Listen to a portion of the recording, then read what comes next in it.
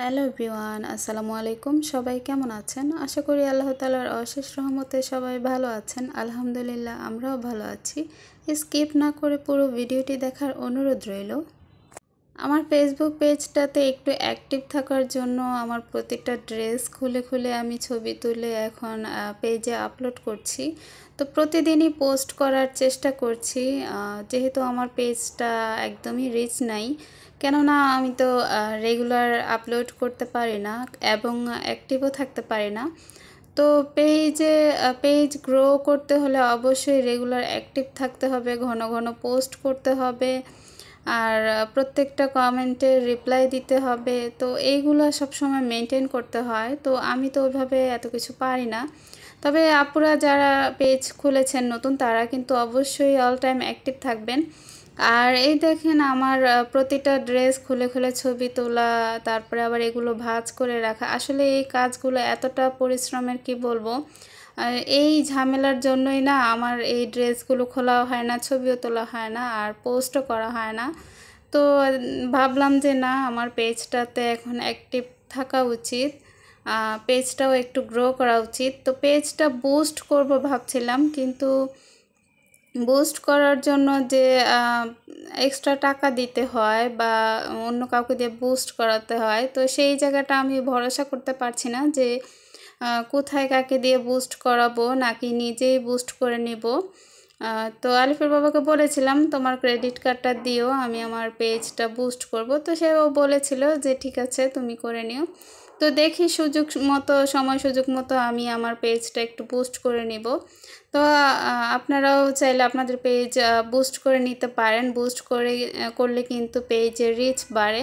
তবে একটা প্রবলেম হলো, বুস্ট করা শুরু করলে বুস্ট করতেই হবে, যদি থেমে যান তাহলে কিন্তু রিচ আবার ডাউন হয়ে যাবে। তো আমার পেজটা আমি অনেক বছর ধরেই খুলেছি, কিন্তু এখনও পর্যন্ত বুস্ট করি নাই। ওই যে বললাম, অ্যাক্টিভ থাকতে পারি না। বুস্ট করলে অবশ্যই আরও বেশি অ্যাক্টিভ থাকতে হবে, আর কাস্টমারদের সাথে তো প্রচুর কথা বলতে হবে। তো আমার আসলে অতটা সময় হয়ে উঠছিল না। তো ইনশাল্লাহ আমার মেয়েটা একটু একটু করে বড় হচ্ছে, আর আশা করি ও বড় হলে আমার তেমন কোনো প্রবলেম হবে না, তখন আমি পেজে অ্যাক্টিভও থাকতে পারবো। আর এখন যতটুকু পারছি ততটুকুই চেষ্টা চালিয়ে যাচ্ছি। আর আলহামদুলিল্লাহ আমার ঘরে বসে টুকিটাকি বেচাকিনি হচ্ছে, মানে ব্যবসা বিক্রি মোটামুটি হচ্ছে। তো আসলে ঘরে বসে যতটুকু সেল হয় ততটুকুই তো অনেক, আল্লাহ তাআলার কাছে লাখো কোটি শুকরিয়া। তারপরেও আমরা ব্যবসায়ীরা সবসময় একটু সেল বাড়ানোর চেষ্টা করি, তো সেই চেষ্টাটা আমিও করে যাচ্ছি। আর হ্যাঁ, অবশ্যই পরিশ্রম করতে হবে। পরিশ্রম করলে বা একটু ঘাটাঘাটি করলে, একটু দৌড়াদৌড়ি করলে বা একটু বেশি পরিশ্রম করলে তাহলে কিন্তু সেলটাও বাড়ে। আর মানুষের সাথে অবশ্যই সুসম্পর্ক রাখতে হবে আপনার বিজনেসের সেল বাড়াতে হলে। এই তো। তো এক আপু কমেন্ট করেছিলেন যে আমি বিজনেস কিভাবে করি, মানে বিজনেস বলতে আমার পেজে আমি কিভাবে বিজনেস করি। তো এই যে বললাম, আমার ফেসবুক পেজ আছে। তবে হ্যাঁ, আমি আমার সেলগুলো আগে যেভাবে করতাম সেগুলো ছিল এক একটা গ্রুপের মাধ্যমে। এক একটা গার্লস গ্রুপ আছে যেগুলোর মাধ্যমে আমি আমার সেলগুলো করতাম।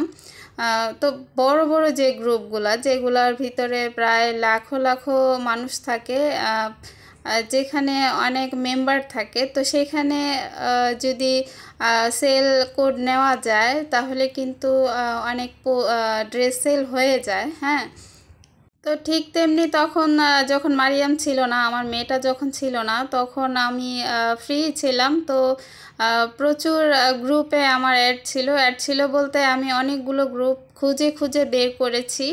অবশ্যই আপনারা খুঁজে খুঁজে বের করবেন যে কোনগুলো গার্লস গ্রুপ। আর যদি আপনারা সবার কাছে সেল করতে চান তাহলে গার্লস মেন সব জায়গায়, মানে সবাই থাকে, ছেলে মেয়ে সবাই থাকে, এরকম গ্রুপে অ্যাড হবেন। অ্যাড হয়ে তারপরে সেইখানে অ্যাডমিনকে বলবেন যে আমি সেল পোস্ট করতে চাই। তো তারাই বলে দিবে যে সেল পোস্ট আপনি কিভাবে করবেন, তাদেরকে কি কি দিতে হবে। অবশ্যই সেল পোস্ট করার জন্য কিন্তু সেখানে অনেক নিয়ম থাকে, তো সেই নিয়মগুলো মেনে আপনারা সেল পোস্ট করবেন। তাহলে দেখবেন আপনাদের সেখান থেকে কিন্তু প্রচুর প্রোডাক্ট সেল হবে। তো আমারও এরকমই হয়েছিল, প্রায় অনেকগুলো গ্রুপে আমি সেল পোস্ট করেছিলাম, সেল কোড নিয়েছিলাম। তবে বর্তমানে আমার কোনো গ্রুপে সেল কোড নাই।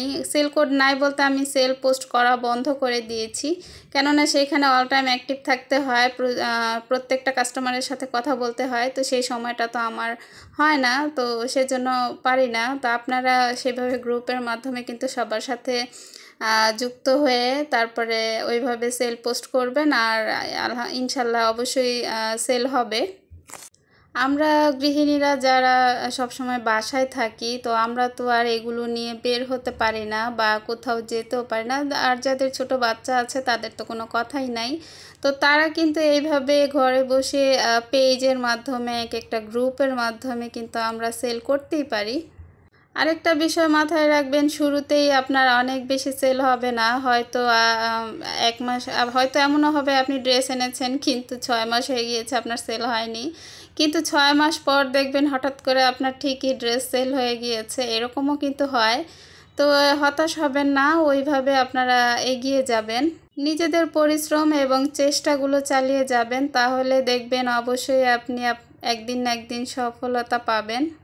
তো আলহামদুলিল্লাহ, এবার বিজনেস বলেন, আমার ঘরে বসে ট্রেলারি কাজ বলেন, যে কোনো কাজ বলেন, সব কিছু মিলিয়ে যে পরিমাণ আমার ইনকাম হয়েছিল সেগুলো আমি অনেক জায়গায় খরচ করেছি। তো ঈদের সময় আমি আমার জন্য একটা স্বর্ণের ব্রেসলেট কিনেছি, তারপরে আবার এবার কিছুদিন আগে আমার মেয়ের জন্য আমি একটা গাড়ি কিনেছি, তারপরে ঘরের সংসারের জন্য টুকিটাকি জিনিস, ননস্টিকের কিছু কড়াই, এগুলো কিনেছি আমি আর কি, আমার পছন্দের কিছু জিনিস কিনেছি। তো এগুলো সব কিছুই আমি আমার নিজের টাকায় কিনেছি। তো এগুলোর জন্য 1 টাকাও আমি আমার হাজব্যান্ডের কাছ থেকে নেইনি বা বলিনি তুমি দাও। তো আমার কাছে আমার ইনকামের টাকা ছিল, আমার শখ হয়েছিল, তাই আমি কিনেছি। তো ঠিক তেমনি দেখেন, নিজের একটা ইনকাম থাকলে কিন্তু টাকা খরচ করার মধ্যে অনেক আনন্দ। একটা জিনিসের প্রয়োজন পড়লে, নিজের কিনতে ইচ্ছে করলেও তখন বারবার হাজব্যান্ডের হাতে পায়ে ধরতে হয়। তো যদি নিজের ইনকাম থাকে, নিজের যদি টাকা থাকে, তাহলে কিন্তু আর কারো হাতে পায়ে ধরতে হয় না। নিজের কাছে টাকা আছে, বাস গিয়ে কিনে নিয়ে আসলাম, কারো কৈফিয়তও দিতে হবে না। যাই হোক, অনেক বেশি কথা বলে ফেললাম, সবাই ক্ষমা সুন্দর দৃষ্টিতে দেখবেন। আর ভিডিওর এ পর্যন্ত যারা এসেছেন প্লিজ একটা লাইক দিয়ে দিবেন, এবং যারা নতুন আছেন প্লিজ সাবস্ক্রাইব করে পাশে থাকার অনুরোধ রইল। আর যারা এতক্ষণ এই কাজগুলো করে ফেলেছেন তাদেরকে অসংখ্য অসংখ্য ধন্যবাদ। এক আপু কমেন্ট করেছিলেন যে আপু তোমার কথা প্লাস ভিডিও অনেক বেশি ভালো লাগে। তো আপু, আপনাকে অসংখ্য অসংখ্য ধন্যবাদ এত সুন্দর একটা কমেন্ট করার জন্য। অনেকগুলো ভালোবাসার মানুষ আছে যারা ভালোবেসে আমার ভিডিওগুলো দেখেন এবং সুন্দর সুন্দর কমেন্ট করেন। প্রত্যেকজনের জন্য আমার পক্ষ থেকে অনেক অনেক দোয়া এবং অনেক ভালোবাসা। আমি চাই সবাই যেন আমার মতো হয়, মানে আমি চাই আমি যেরকম নিজের ইচ্ছেগুলো পূরণ করছি বা পূরণ করার চেষ্টা করছি, পরিশ্রম করছি, আমিও চাই আমার মতো আপনারাও সেম এমনটাই হন, আপনাদের লাইফেও যেন এইরকমই হয়, ভালো কিছু হয়। আলহামদুলিল্লাহ, স্বামী সন্তান নিয়ে এবং আমার কাজগুলো নিয়ে আমি অনেক ভালো আছি, অনেক হ্যাপি আছি, এবং আমার জন্যেও আপনারা সবাই দোয়া করবেন। একটাই প্রবলেম এখন, মানে সব কাজ একা একা করতে হয়, এই প্রবলেমটার জন্যই আসলে আমি পেরে উঠতে পারছি না, তাই কষ্টটা একটু বেশি হয়ে যাচ্ছে। যদি কাউকে সারা দিনের জন্য সঙ্গে পেতাম তাহলে হয়তো আমার অনেকটা হেল্প হতো।